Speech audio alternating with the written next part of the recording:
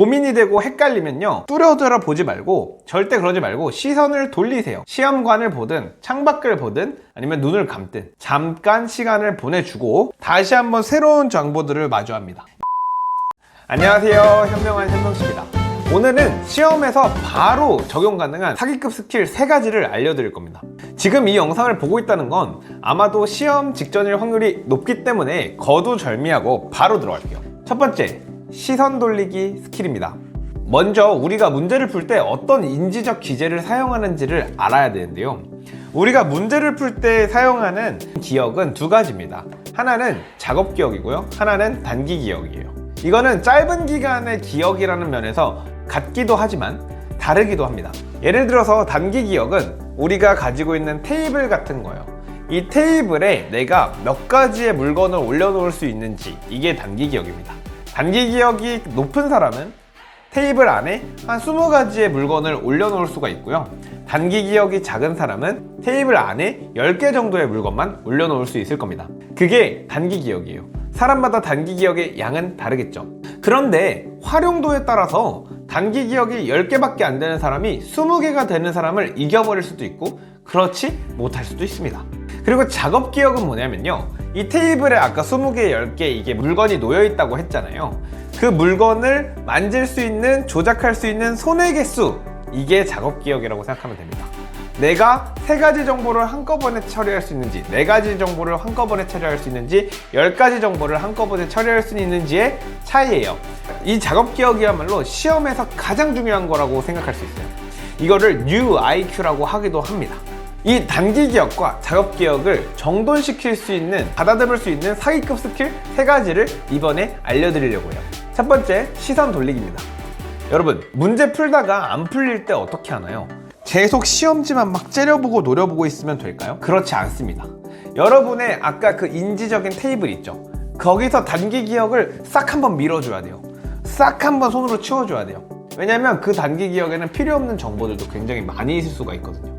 내가 작업 기억력이 딸리기 때문에, 내가 작업 기억이 막 손이 10개, 20개가 아니기 때문에 내가 동시에 이렇게 움직일 수 있는 인지적인 어떤 부하의 양은 한계가 있습니다.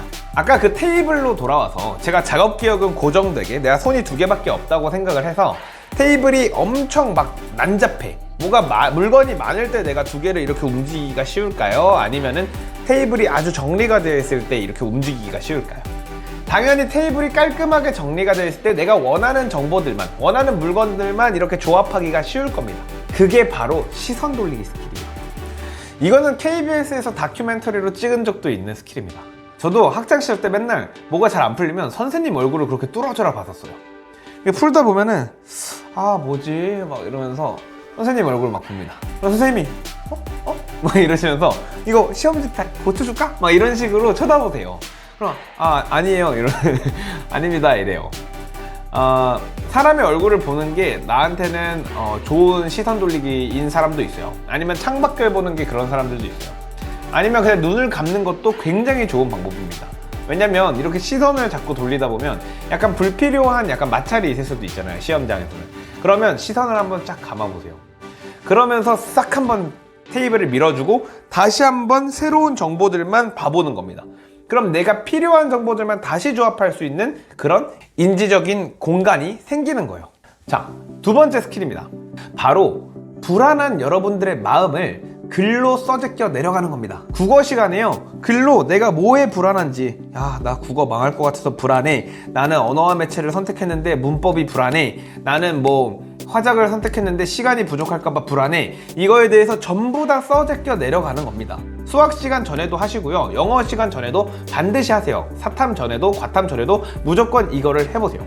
여기 재밌는 연구 결과가 있는데, 우리 골프 선수들한테 아주 중요한 퍼팅샷, 그러니까 맨 마지막에 톡 하고 이렇게 공을 넣는 그 퍼팅샷 있잖아요. 그게 굉장히 어려운 건데, 그 퍼팅샷 전에 한쪽 그룹한테는 노래를 부르라고 시켜봅니다. 그리고 다른 쪽 그룹에는 그렇게 하지 않도록 시켜요. 이랬을 때 노래를 부른다는 게 어떤 역할을 할까요? 아무런 역할을 안 할 것 같잖아요. 그런데 놀랍게도 노래를 불러서 주의를 환기하고 다른 생각을 하게 하고 했던 그룹은 퍼팅을 성공할 확률이 훨씬 더 높다는 그런 실험 결과가 있습니다. 불안감도 마찬가지예요. 불안감을 날려버리기 위해서는 그것을 한번 뭔가 써 내려간다거나 한번 환기해 준다거나 날려버릴 수 있는 의식적인 행위가 필요합니다.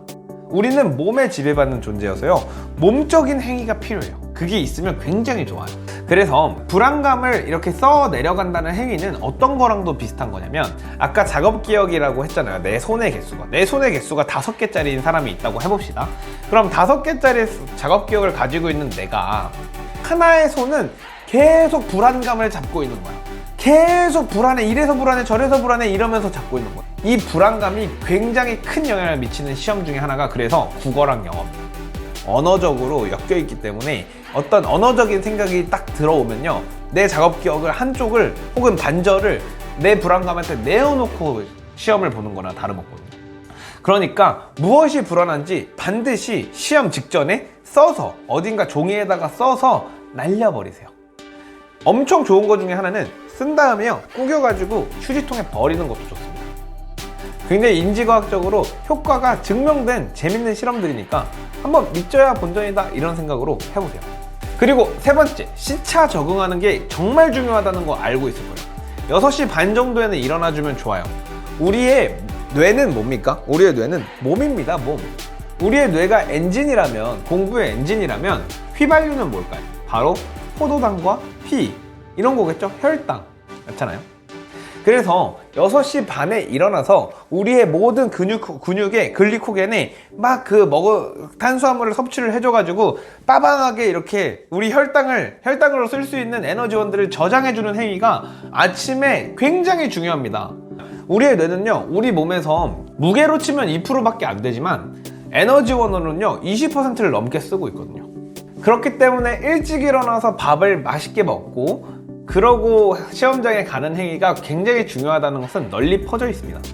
근데 어떻게 하면 그럼 일찍 일어날 수 있느냐를 알려주는 사람들은 많지 않아요. 그쵸? 여기에도 한 가지 과학적으로 증명된 방법을 알려드리도록 하겠습니다. 그게 시차적응법인데, 우리는 동물입니다. 먹을 걸 굉장히 중요하게 생각하는 사람들이에요. 그쵸?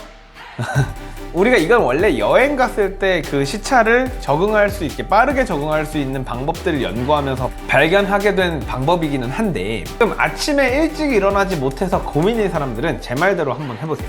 16시간 정도의 단식을 합니다. 단식을 한 다음에요, 내가 일어나고 싶은 시간에 맞춰서 첫 끼를 드세요.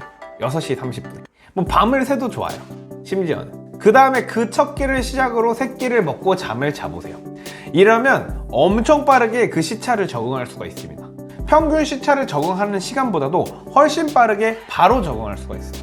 잠이 중요하다는 것은 잘 알고 있잖아요. 그쵸? 이게 왜 이러냐면 우리가 먹을 것을 찾는 동물이에요. 그쵸? 야행성인 동물들은 왜 야행성이 되겠습니까? 그리고 주간에 활동하는 동물들은 왜 주간에 활동을 할까요? 밤에 먹이를 찾기가 더 쉬운 동물들은 밤에 일어나서 활동을 하는 겁니다. 근데 낮에 먹이를 찾기가 더 쉬운 동물들은 낮에 일어나서 활동을 하는 거거든요. 그래서 16시간 중에 단식을 통해서 우리를 공복으로 만들어주고 첫 끼를 6시 30분에 딱 하는 순간 우리의 생체 리듬이 다시 재조정됩니다.